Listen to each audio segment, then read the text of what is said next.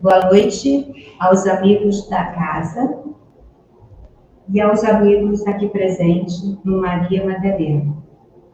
Zana, está saindo aqui. Hoje é dia 12 de maio de 2023, véspera do Dia das Mães, e aqui vai os nossos parabéns a todas as mamães. Iniciaremos agora o estudo do Evangelho segundo o Espiritismo, capítulo 2, Meu reino não é deste mundo, item 4, a realeza de Jesus. Boa noite, Milena. Boa noite a todos os irmãos do Santo Espírito Maria de Madalena. Vocês me ouvem bem? Isso, Milena. Milena é trabalhadora do Grupo Espírita Esperança e Caridade Eurípides Barçanufo, localizado na Avenida Francisco Alves, 247, Jardim Guanabara, Ilha do Governador. Agora é com você, Milena. Boa sorte. Muito obrigada. Então, nessa noite, nessa sexta-feira em que nos reunimos aqui, estava tão bonito ver a imagem de Jesus e a bandeira do Brasil ali, juntos. Logo de início eu estava aqui apaixonada pela imagem da casa. E nesse momento, né, em que nós estamos aqui no Brasil, terra do Evangelho, tendo essa oportunidade de conhecer o Evangelho de Jesus, estudá-lo e conhecer e estudar a nossa amada doutrina espírita. Que nessa noite nós possamos nos unir em um só coração, um só pensamento e refletirmos juntos à luz do Evangelho, do nosso Mestre Jesus, o tema proposto na noite de hoje, com o auxílio do codificador Allan Kardec e o Evangelho segundo o Espiritismo, transformando o nosso pensamento para melhor, fortalecendo a nossa fé, renovando a nossa vibração, para que ao término do nosso estudo nós tenhamos o bom ânimo, a boa vontade, para seguirmos a nossa jornada da melhor forma, unidos, fortalecidos, nos amparando mutuamente. Nós damos boa noite ao nosso amado Mestre Jesus, aos benfeitores dessa casa de luz, e nesse momento, felizes e agradecidos pela oportunidade de estarmos aqui, nós pedimos a permissão de Deus, nosso Pai, para iniciarmos o nosso encontro, dando juntos graças a Deus. Que tenhamos uma oportunidade de, muito em breve, nos conhecermos pessoalmente. Na noite de hoje eu não tinha condições de estar aí presencialmente com os irmãos, mas fico feliz pela casa fornecer a oportunidade de estarmos tanto presencial quanto no online, mas eu digo para vocês, hein? Vou contar um segredo aqui. O presencial ele é bem mais gostoso, porque nos unimos, sentimos verdadeiramente a vibração uns dos outros, podemos nos abraçar, nos vemos e conhecemos em realidade, né? Como eu tive a oportunidade de conhecer a Rosane e a Igara no último domingo, pessoalmente. Então, é outro nível de relacionamento, embora a gente não possa desprezar, nós não devamos desprezar o online, porque o online, de fato, facilitou e tem facilitado a nossa vida, rompendo barreiras, né? Na noite de hoje, nós vamos estudar um tema que está presente no capítulo 2 de O Evangelho segundo o Espiritismo. É interessante porque o Evangelho começa com um capítulo, Não vim destruir a lei. E ali nós vamos observar exatamente o Evangelho, no sentido de todas as leis anteriores já estudadas, principalmente, né, pelo judaísmo, elas não são contrariadas, Moisés não é contrariado. E logo em seguida, Jesus vem reforçar a ideia de que todos os valores não são contrariados e são os mesmos, porque eles são imperecíveis, eles são a verdade divina, a lei de Deus. Então, olha só, o segundo capítulo, Meu reino não é deste mundo. Eu vou substituir essa fala de Jesus tentando popularizar para os nossos dias atuais, não que Jesus esteja ultrapassado, não me entendam assim, tá? Jamais Jesus estará ultrapassado, mas é no sentido de nós dinamizarmos no nosso pensamento o nosso dia a dia. Por que que o reino de Jesus não é deste mundo? Então a gente precisa entender o seguinte, porque quando, na maior parte das vezes, nós falamos assim, o que que nós visualizamos? Nós, enquanto espíritas, nós visualizamos o seguinte: o mundo material não é o reino de Deus. Portanto, o mundo material, ele não é tão importante quanto o mundo espiritual. E aqui vai apenas uma questão, talvez, de semântica das palavras, de significado, de realmente nós não entendermos de fato o significado das palavras utilizadas por Jesus, mas muito mais uma questão de nós não interpretarmos da maneira devida, não buscarmos a verdadeira interpretação. E aí o que nós fazemos? Nós fazemos da nossa vida material uma vida pesada, uma vida que é visualizada como uma vida só de punição, ou só de dor, ou só de sofrimento, porque uma coisa é nós estarmos num planeta que vive o seu momento de provas e expiações. Então, nós estamos. Qual é a categoria do planeta Terra? É uma categoria de mundo de provas e expiações. Outra é exatamente cada um de nós viver a condição de prova e expiação no sentido mais penoso, mais doloroso da palavra. Então, há uma diferença muito grande. E aí, quando a gente pega o trecho do Evangelho, aonde Jesus fala, meu reino não é deste mundo, nós entendemos, a vida material não é importante. Ou a vida material ela é muito densa, ou ela é muito sofrida. Eu preciso focar na vida espiritual. E aí, olhem só como via de regra, nós focamos na vida espiritual. Eu passo uma vida inteira da encarnação, a parte da minha vida de encarnado, projetando o meu futuro desencarnado. Isso para nós na condição de espíritas, porque para os irmãos de outros segmentos religiosos, não necessariamente eles falarão de vida espiritual constantemente, não necessariamente falarão de colônias espirituais, mas eles falarão principalmente do céu e do inferno, o que não deixa de ser muito diferente, porque muitas vezes nós entendemos a colônia espiritual como sendo o céu, e o umbral como sendo o inferno. Vejam, a gente só substitui as palavras, mas o nosso comportamento ele continua sendo a mesma, nós continuamos tendo a mesma postura. Então, quando nós pensamos numa vida verdadeira, nós projetamos essa vida verdadeira como sendo somente aquela que virá depois da desencarnação. Então, popularizando, dinamizando, para que a gente fique com o ensinamento, vamos dizer assim, melhor fixados no sentido da nossa linguagem popular, eu vou fazer uma pergunta, sem que a gente use a palavra reino. Eu vou fazer uma pergunta: o que é a vida para a gente? O que é a vida para você, meu irmão? Para você, minha irmã? O que significa a vida para mim? E aí eu conversava ontem no GSEB que no meu ambiente profissional eu sempre vejo, eu sou procurada por pessoas que querem fazer planejamento patrimonial. Então o que eu vou fazer com os meus bens? Como é que eu vou fazer essa sucessão? Eu posso doar para quem? Eu posso deixar para quem? Então as pessoas querem fazer esse planejamento, que é um planejamento sucessório. Ela está visualizando, quando eu falecer, para quem irá todos esses meus bens, ou para quais pessoas irão os meus bens. Vejo também as pessoas procurando, recebo a procura de pessoas querendo fazer um planejamento previdenciário. Milena, o que eu preciso recolher agora? Como eu preciso recolher a nível de previdência para ter lá na frente uma aposentadoria que eu considere como sendo uma aposentadoria suficiente para a manutenção do estilo de vida que eu tenho. Mas raramente eu vejo nós, e aí eu não falo do ambiente profissional, aí eu já vou para o ambiente religioso, chegarmos no nosso grupo religioso com o objetivo de, eu gostaria de fazer o meu planejamento espiritual.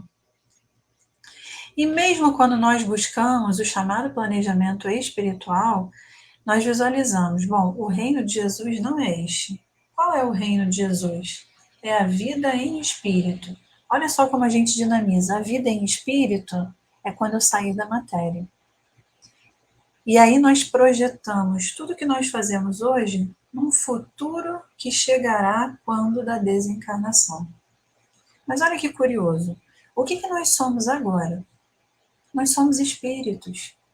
Qual é a vida verdadeira que nós temos? A vida em espírito. Portanto, é uma vida espiritual, mas temporariamente nós, que somos espíritos imortais, estamos mergulhados num corpo físico. Então, um planejamento espiritual, ele não deve ser organizado, não deve ser pensado com o objetivo de uma desencarnação. O que acontecerá comigo pós-desencarnação? Ele deve ser pensado para o hoje. O meu planejamento espiritual, ele precisa ser pensado da seguinte forma: eu daqui a 1 hora, eu quero ser melhor do que eu estou sendo agora. Eu daqui a 1 dia, eu preciso ser melhor do que eu estou sendo agora. E o que é esse melhor? Eu preciso ser mais paciente, mais benevolente, mais caridoso, mais paciente. Um projeto moral que cada um de nós possui. Nós não temos os projetos de eu vou juntar uma quantia X para adquirir um determinado bem, eu vou projetar a compra de um imóvel, eu vou trocar de carro, eu vou economizar aqui, eu vou economizar ali, para montar o meu patrimônio dentro da possibilidade que cada um tem. Mas a nível espiritual, nós já fizemos esse mesmo planejamento? Eu quero ser uma pessoa mais paciente. Então, para que eu seja mais paciente, eu preciso olhar para a minha vida, que é uma vida num planeta na categoria de provas e expiações, que vai me trazer as experiências necessárias para que eu desenvolva a virtude que eu planejei desenvolver. Então, por isso, ser cristão significa não apenas dizer eu sou seguidor do Cristo, significa procurar vivenciar os ensinos de Jesus cada vez mais próximos do exemplo deixado pelo Mestre. Por isso exige responsabilidade, exige suor, exige esforço, porque, por exemplo, se eu quero a virtude da paciência, qual é o meu planejamento para a aquisição da virtude da paciência? Passar pelas experiências que me permitam o exercício dessa virtude. É fácil? Eu não estou dizendo que é fácil ou que é difícil. É algo que exige o esforço, a vontade sincera. A vontade ela é tão importante que ela ganhou um capítulo somente para ela no livro Pensamento e Vida, a partir do Espírito Emmanuel. Sem a verdadeira vontade, que é a nossa conexão com a lei divina e o exercício dessa lei, nós não conseguimos dar passos maiores na evolução. Nós vamos sendo empurrados. Porque ainda que a gente diga assim, eu não quero evoluir, nós já estamos evoluindo. Porque primeiro nós vamos nos caracterizar por uma rebeldia, e aí, por conseguinte, essa rebeldia vai trazer para nós experiências que vão tentar quebrar essa rebeldia, e de tanto bater, essa água bater, 1 hora a pedra acaba se rompendo e se abre para aquela corrente do mar ou do rio das leis divinas. Então, esse é o primeiro ponto. E aí, olhem só que interessante, qual é o contexto, e como eu acredito que seja um estudo sequencial, então vejam só, a passagem no capítulo 2 do Evangelho segundo o Espiritismo, o item 1, é exatamente a passagem em que Jesus está conversando com Pilatos, e Pilatos está fazendo perguntas para Jesus. Pilatos, tendo entrado de novo no palácio e feito vir Jesus à sua presença, perguntou-lhe: És o rei dos judeus? E respondeu-lhe Jesus: Meu reino não é deste mundo. Se o meu reino fosse deste mundo, a minha gente houvera combatido para impedir que eu caísse nas mãos dos judeus. Mas o meu reino ainda não é aqui. Disse-lhe então Pilatos: És, pois, rei? Jesus lhe respondeu: Tu o dizes, sou rei. Não nasci e não vim a este mundo senão para dar testemunho da verdade. Aquele que pertence à verdade, escuta a minha voz. Olha só que interessante essa passagem. Porque nós estamos aqui hoje para falarmos da realeza de Jesus. Só que sem perceber, nós estamos falando dela desde o primeiro momento em que a gente começou a conversar. Porque nós não estamos falando de uma realeza humana, nós não estamos falando de uma realeza perecível, uma realeza relacionada à personalidade. Se a gente começar a falar aqui, quem são os reis e rainhas que nós conhecemos ao longo da história? Sim, quem nós conhecemos? O rei fulano de tal, a rainha fulano de tal, aquela personalidade. Mas e o espírito que esteve naquela personalidade? Percebam, ser rei e rainha na visão humana é um título da personalidade. Ser o espírito que habita esse título é ser o Filho de Deus, portanto, uma criação que não perece, que não tem fim. Por isso nós somos imortais. Nesse momento, Jesus não diz para Pilatos que é ou não é. Depende do referencial. Nossa, como eu me lembro das minhas aulas de física do ensino médio. Tudo para física depende do referencial. O corpo está mais ou menos veloz, depende do referencial. Nós estamos parados ou em movimento, depende do referencial. Eu, em relação aos irmãos no Centro Espírita Maria de Madalena, eu estou parada. Eu estou aqui sentada, estou diante de uma câmera e nós estamos conversando. Agora, para um observador fora do planeta Terra, eu estou numa velocidade imensa, porque é a mesma velocidade do planeta, uma vez que eu estou fixada no planeta. Percebam, tudo é o referencial. Quando Pilatos pergunta para Jesus, é como se ele estivesse perguntando: você está parado ou está em movimento? Diante de Pilatos, Jesus estava parado. Mas perante um observador fora do planeta Terra, Jesus estava numa velocidade tremenda. Mas não estamos falando de velocidade, nós estamos falando de realeza. Pilatos, quando pergunta para Jesus: és, pois, rei? És o rei dos judeus? E aí olha o que Jesus diz: meu reino não é deste mundo. É como se ele dissesse para Pilatos: sou e não sou. Esse é o primeiro momento, o primeiro ponto da conversa. Quando Pilatos diz: és o rei dos judeus? Jesus responde: meu reino não é deste mundo. Nesse momento, Jesus está falando: sou e não sou. Porque quando ele diz assim: meu reino não é deste mundo, então para este mundo eu não sou o rei como você pensa. Mas se o meu reino não é daqui, em algum lugar eu estou reinando. Aí olha só, continua a conversa. És, pois, rei? E aí o que Jesus responde para ele? Tu o dizes, você está falando isso. Sou rei. Ou seja, do ponto de vista de Pilatos, Pilatos tem uma dúvida pelas notícias que chegavam até ele sobre Jesus, que Jesus já estava sendo intitulado como sendo o rei dos judeus. Mas Jesus, diante de Pilatos, ele não é um rei humano. A realeza de Jesus consistia no fato dele estar presente entre nós, na condição de governador planetário que nós desconhecíamos nesse momento, e muitos de nós continuamos desconhecendo, mas movido pelo amor, não por uma disputa de cargo, não por uma vaidade humana. Portanto, a consciência de Pilatos naquele momento não tinha capacidade de entender a verdadeira realeza de Jesus. E é interessante o processo educativo de Jesus, porque ele em nenhum momento fere o aprendiz. Ele não diz você está errado, ele não diz você está com conceito equivocado, ele diz você está dizendo.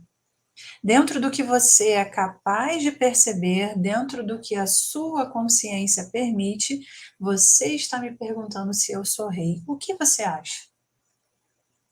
Jesus está numa condição que ele não precisa provar nada a ninguém, porque o seu único, vamos dizer assim, a sua única conexão para prestar algum tipo de resposta é com o Pai. A mesma que todos nós possuímos sem saber. Aonde está presente a lei de Deus no homem? na consciência. Então, perante quem nós vamos prestar contas de todos os nossos atos? Imediatamente a gente pensa diante de Deus. Mas Deus na forma do quê? Da sua lei presente na nossa consciência. Quanto mais ampla estiver a nossa consciência, maior será o reconhecimento por nós mesmos dos nossos erros e dos nossos acertos. Para fecharmos, existe uma passagem do livro Boa Nova, que é exatamente o capítulo 3, Primeiras Pregações, aonde Humberto de Campos vai narrando os primeiros momentos de Jesus, quando ele começa o seu processo de pregação. Então, começa narrando a história exatamente falando, nos primeiros dias do ano 30, esse ano 30 nós estamos falando do calendário cristão. Então, nós estamos falando de um Jesus já por volta dos seus 30 anos. Jesus está adentrando a Judéia. E aí ele está passando pelo deserto da Judéia e passando por Jericó, ele se dirige a Jerusalém, onde ele resolve repousar e passar a noite. Eu não vou ler o texto todo por questão do tempo, mas apenas o trecho que é fundamental para o nosso estudo de hoje. Sentado como um peregrino nas adjacências do templo, em Jerusalém, Jesus foi notado por um grupo de sacerdotes e pensadores ociosos, que se sentiram atraídos pelos seus traços de formosa originalidade e pelo seu olhar lúcido e profundo. Alguns deles se afastaram sem maior interesse, mas Anã, que seria mais tarde o juiz inclemente da sua causa, aproximou-se do desconhecido e dirigiu-se-lhe com orgulho. Galileu, que fazes na cidade? E aí Jesus responde: passo por Jerusalém, buscando a fundação do reino de Deus. Exclamou o Cristo com modesta nobreza. Reino de Deus? Tornou o sacerdote com acentuada ironia. E que pensas tu venha a ser isso? Olha só. Anã não fazia ideia que estava diante do governador planetário. Quando Jesus fala que estava passando por Jerusalém buscando a fundação do reino de Deus, Anã pergunta: reino de Deus? E que pensas tu venha a ser isso? E aí Jesus responde: esse reino é a obra divina no coração dos homens. Jesus é um rei deste reino, da lei divina despertada no coração de cada um de nós. Reino em que sentido? Ele é o mestre amado que vem nos mostrar um caminho de vida muito maior do que o que nós estamos acostumados. E aí prossegue. Obra divina em tuas mãos? Revidou Anã com uma gargalhada de desprezo.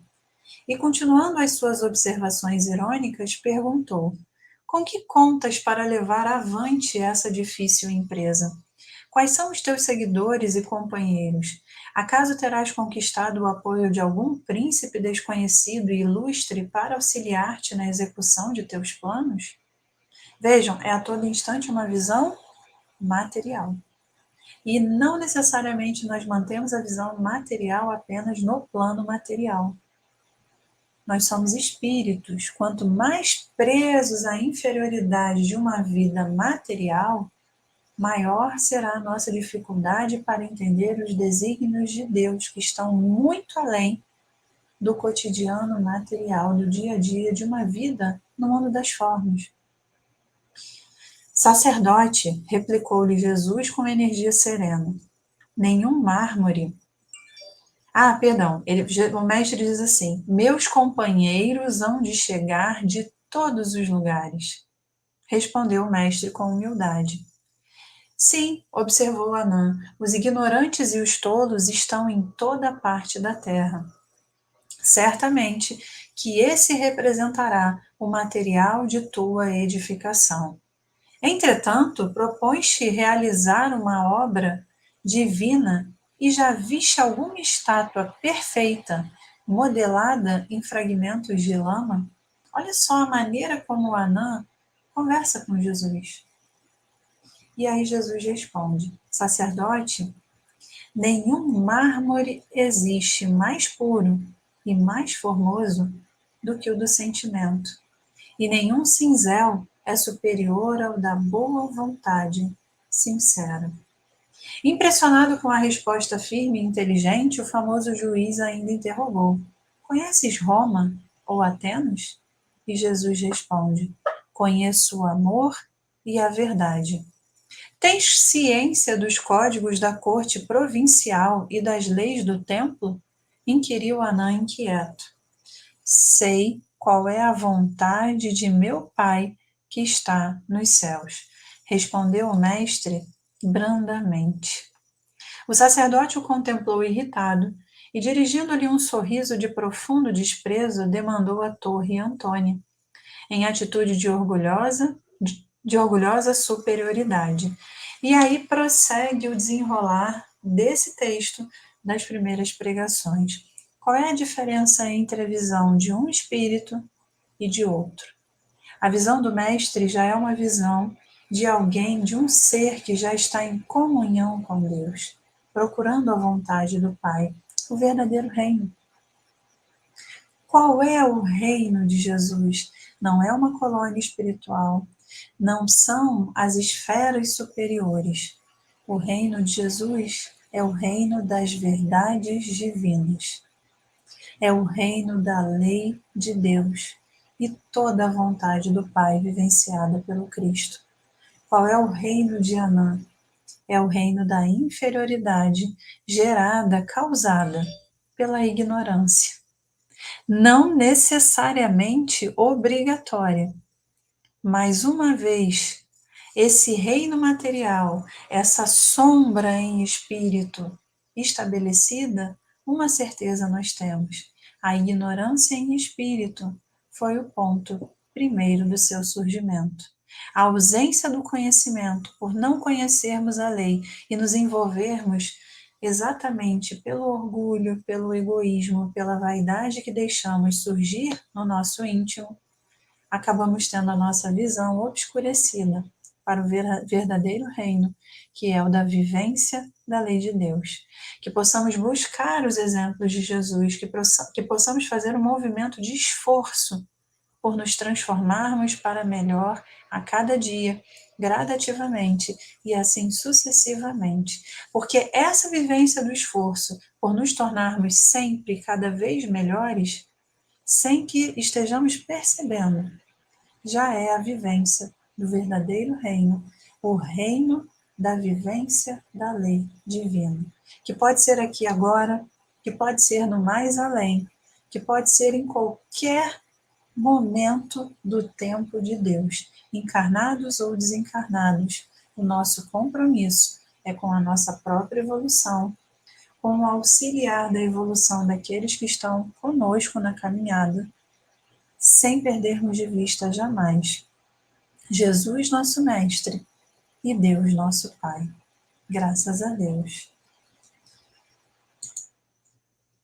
Então, aí eu acredito, fizemos o nosso estudo e agora vamos para a prece. É isso?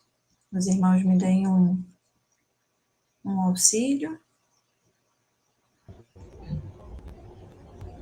Sim. Então, vamos. Nesse momento, então, agradecidos a toda a espiritualidade, a todos os benfeitores, trabalhadores da casa, que todos os irmãos que estão presentes na casa nesse momento, que possam retornar aos seus lares amparados, protegidos pela espiritualidade, e que possamos compartilhar as boas vibrações do nosso encontro, as reflexões do estudo da noite de hoje, com os irmãos que convivem conosco, com os nossos colegas de atividade na seara espírita, procurando sempre a construção do reino de Deus no nosso coração, sabendo que Jesus, a todo instante, ele bate às portas do nosso coração, pedindo para entrar e fazer morada definitiva, que possamos aceitar verdadeiramente Jesus e segui-lo sem medo, fortalecidos na fé e no amor de Deus, nosso Pai. Nesse momento, Pai, nós te pedimos a permissão para encerrarmos o estudo de hoje, dando juntos graças a Deus.